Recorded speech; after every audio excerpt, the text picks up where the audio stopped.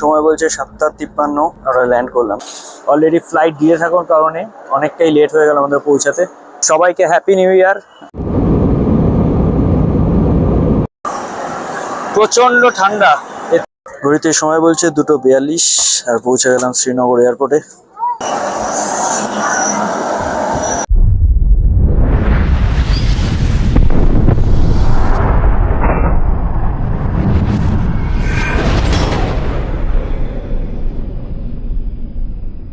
Hello বন্ধুরা, আশা করি আপনারা সকলে ভালো আছেন এবং সুস্থ আছেন। রোমিং উইথ অর্গতে আপনাদের সকলকে স্বাগত জানাই।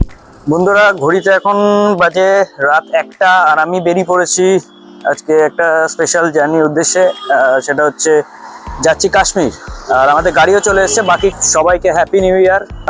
এয়ারপোর্টে যাচ্ছি এখন, এয়ারপোর্টের উদ্দেশ্যে। আর এবারে আমি আপনাদের নিয়ে যেতে চলেছি কাশ্মীরের উদ্দেশ্যে। সেই দিনটা ছিল 31 ডিসেম্বর 2025। সো বন্ধুরা, আমি পৌঁছে গেলাম এক্ষুনি এয়ারপোর্টে। আমাদের ফ্লাইট আছে ভোর 5:30টার সময়। অনেকেই জানেন কম বেশি যে এয়ারপোর্টে ঢোকার কতগুলো নিয়ম কারণ মানতে হয় সবাইকে। আমাদের সিকিউরিটি চেকিংটা হয়ে গেছে। ঘড়িতে তখন সময় প্রায় 1টা বেজে গেছে। গোটা শহর তখন বর্ষবরণের উৎসবে মাতোয়ারা। আমরা কিছুটা সময় কাটিয়ে নিলাম এই ট্রাভেল ক্লাব লঞ্চে। এরপর আমরা নির্দিষ্ট সময় বোর্ডিং কমপ্লিট করে নিলাম। আমাদের প্রথম ফ্লাইটটা ছিল কলকাতা থেকে দিল্লির উদ্দেশ্যে। কলকাতা থেকে দিল্লির দূরত্ব ছিল অ্যাপ্রক্স 1300 কিলোমিটার, যা অতিক্রম করতে সময় লাগবে আনুমানিক 2 ঘন্টা। আমাদের সেকেন্ড ফ্লাইটটা ছিল দিল্লি থেকে শ্রীনগরের উদ্দেশ্যে ভায়া জম্মু হয়ে, যেটা ছাড়ার সময় ছিল 9:55 দিল্লি থেকে। সো বন্ধুরা, আফটার অল আমাদের বোর্ডিং কমপ্লিট হয়ে গেল। আমি সিটও পেয়ে গেছি। সিট নাম্বার হচ্ছে 24A। অলরেডি বসে গেছি সিটে। আর একটা ছোট্ট ইনফরমেশন দেওয়ার ছিল, সেটা হচ্ছে আপনারা এয়ারপোর্টে এসে একটা ট্রাভেল ক্লাব লঞ্চ আছে, যেখানে বিভিন্ন টাইপের ক্রেডিট কার্ড আপনারা ইউজ করে কিছুটা টাইম ওখানে স্পেন্ড করতে পারেন। আর আরেকটা ইনফরমেশন হচ্ছে, যদি কেউ ফ্লাইট মিস করে ফেলে কোনো কারণে, তো সেই ক্ষেত্রে ইন্ডিগোরটা আমি বলছি, ইন্ডিগোর আপনারা যেখানে লাগেজ ড্রপ করবেন সেখানে একটা কাউন্টার আছে। সেই কাউন্টারে আপনারা কিছু চার্জেসের বিনিময়ে আপনারা নেক্সট যে ফ্লাইট আছে যদি অ্যাভেলেবেল থাকে, তো সেই ফ্লাইটে আপনারা টিকিটটা বুক করতে পারেন। ওই মোটামুটি 3000 করে পার হেড ওরা চার্জ করে। ঘড়িতে সময় বলছে 5:17 আর 5:30টায় ফ্লাইট ছাড়ার টাইম, এবং দিল্লিতে পৌঁছাবে ফ্লাইটের টাইম 8:30।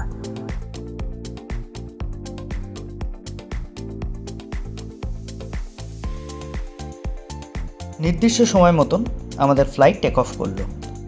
ভোরের আলো ফুটতে এখনও বেশ কিছুটা দেরি। জানালার পাশের সিট থেকে ক্লাউডসগুলোকে একদম কাছ থেকে দেখা যেন স্বপ্নের মতো একটা মুহূর্ত।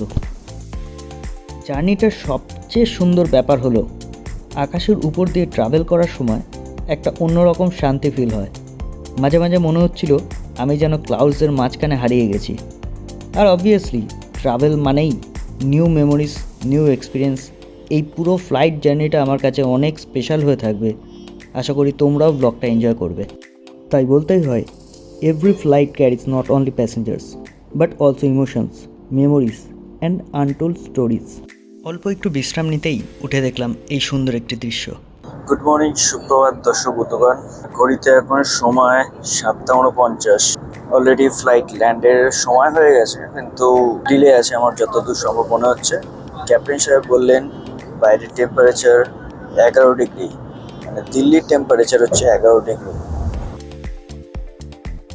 পাইলটের অনেক চেষ্টার পরে ফাইনালি আমাদের ফ্লাইট ল্যান্ড করলো ইন্দিরা গান্ধী ইন্টারন্যাশনাল এয়ারপোর্টে। আর বাইরের এই রকম আবহাওয়ার জন্য আমাদের ফ্লাইট ল্যান্ড করতে অনেকটাই সময় লাগলো। সময় বলছে 7:53। এই মুহূর্তে আমরা ল্যান্ড করলাম।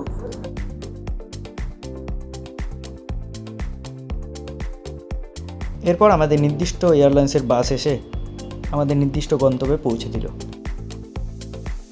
এই ভিডিওতে আমি চেষ্টা করব কাশ্মীর ভ্রমণের সমস্ত খুঁটিনাটি তথ্যগুলো আপনাদের সাথে শেয়ার করার। এই তথ্যগুলিতে আপনার পরবর্তী যাত্রায় অনেকটা সাহায্য হতে পারে। শীতকালে আবহাওয়া খারাপ থাকার দরুন মাঝে মধ্যেই শ্রীনগরগামী ফ্লাইটগুলি ক্যান্সেল এবং রিশিডিউল হয়। তো বন্ধুরা, একটা জিনিস জানা গেল যে আপনাদের যদি কানেক্টিং ফ্লাইট থাকে, আমাদের যেমন কানেক্টিং একটা ফ্লাইট আছে এখান থেকে শ্রীনগর যাওয়ার, মানে দিল্লি থেকে শ্রীনগর যাওয়ার একটা ফ্লাইট আছে। তো আমরা এলাম কলকাতা থেকে দিল্লি পর্যন্ত।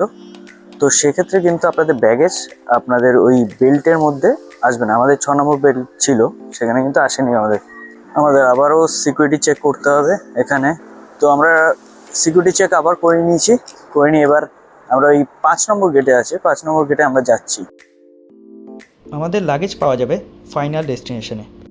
যাদের ডেস্টিনেশন কলকাতা থেকে দিল্লির উদ্দেশ্যে ছিল, তাদের লাগেজ কিন্তু নির্দিষ্ট বেল্টে চলে আসবে।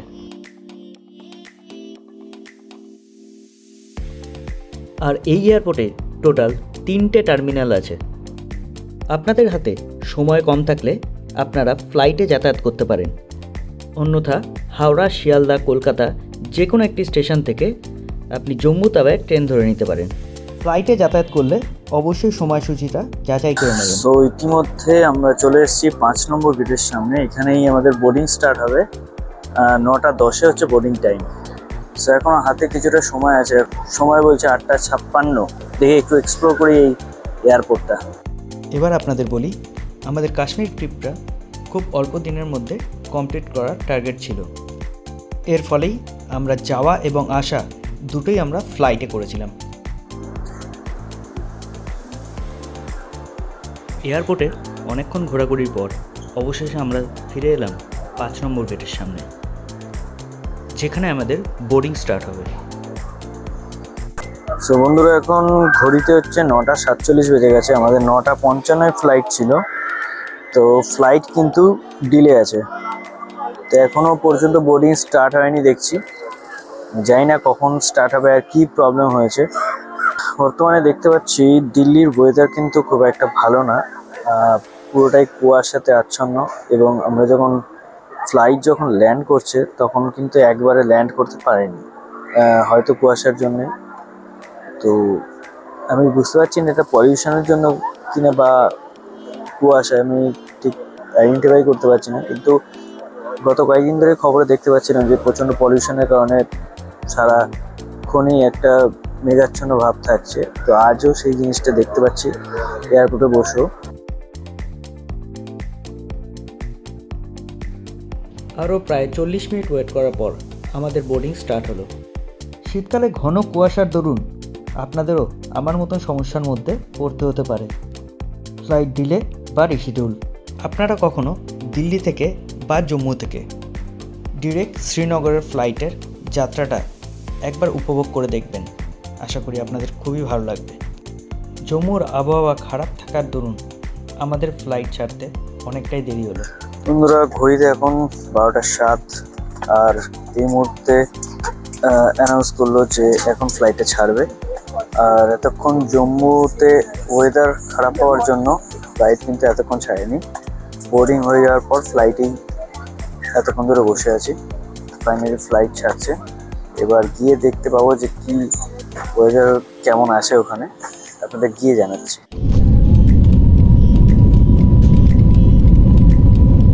প্রায় আরও 40 মিনিট অপেক্ষা করার পর আমাদের ফ্লাইট টেক অফের জন্য প্রস্তুত হলো। দিল্লি থেকে জম্মুর দূরত্ব আনুমানিক 500 কিলোমিটার, যেটা অতিক্রম করতে ফ্লাইটে সময় লাগবে 1 ঘন্টা 20 মিনিট মতন। জম্মু এয়ারপোর্ট আসলে একটি জাতীয় বিমানবন্দর, মানে শুধু দেশের অভ্যন্তরীণ ফ্লাইট পরিচালিত হয়। ইন্ডিয়ান এয়ারফোর্সের একটা অংশ হিসাবে জম্মু এয়ারপোর্টটি পরিচালিত হয়। এটি আসলে এয়ারফোর্সের একটি সিভিল এনক্লেভ হিসেবে কাজ করে, যেটা নাগরিক বিমান পরিষেবার জন্য ব্যবহৃত হয়। তবে এয়ারফোর্সের নিরাপত্তা ও নিয়ন্ত্রণের জন্য এই এয়ারপোর্টের ছবি তোলা সম্পূর্ণভাবে নিষিদ্ধ। বন্ধুরা, ইতিমধ্যে আমরা পৌঁছালাম জম্মু এয়ারপোর্টে। এখন ঘড়িতে বাজে প্রায় 2:15 হয়ে গেছে, দাঁড়িয়ে আছে এখনো পর্যন্ত। আর কিছু চেকিং প্রসিডিওর ছিল, সেগুলো কমপ্লিট হলো। এবার আমরা যাব হচ্ছে শ্রীনগরের পথে।